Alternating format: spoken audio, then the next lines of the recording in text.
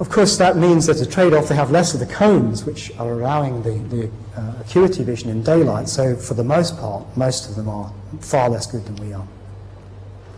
And this is an example of it here, human, looking at this picture here, compared to a horse, which is about 0.6 bar acuity, sheep, right down to a cat, which can hardly see as much as we can. They're about the equivalent to 2100 vision.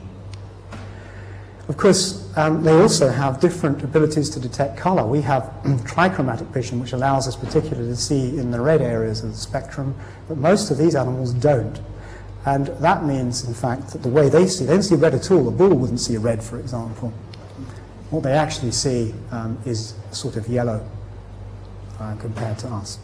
So we do experience the world very differently. The cat down the bottom here possibly has trichromatic vision, but it has so few receptors that it has a very washed out view of the world, very pastelized. As far as other aspects of vision are concerned, I'll only mention them briefly. We can't detect things in either ultraviolet, which for example bees use to detect the position of the sun, even though they can't see it through the level of polarization coming through the atmosphere, or infrared, because we're warm-blooded, so snakes can detect in infrared. So these give the animals, these particular animals, another aspect on life. This is the same flower seen in UV compared to normal. Okay. But we can't do it. But nor can other mammals.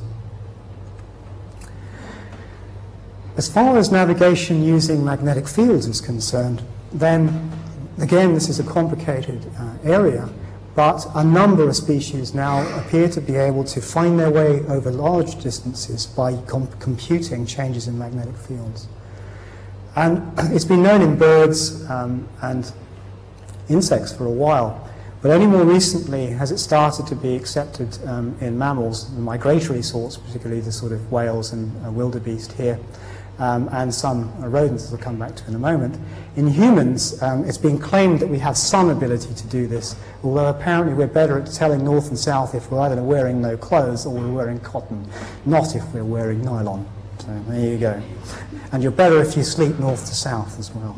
But only one study has ever really shown it. In terms of trying to find out what it is that detects magnetic fields, then the most accepted one is actually we have biological magnets. And these were first discovered, on Earth at least, in bacteria. And that explains their orientation, a north-south orientation. But they've actually, in fact, been found in fragments of meteorites coming from Mars, which is one of the reasons that they suggest that there was life on Mars.